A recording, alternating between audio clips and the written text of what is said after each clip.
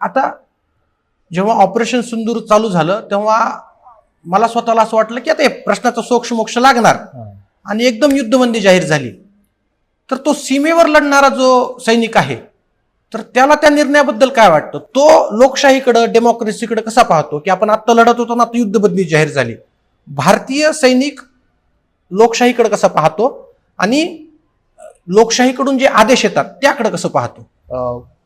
It's war is an extension of politics by other means. तर शेवटी it is a political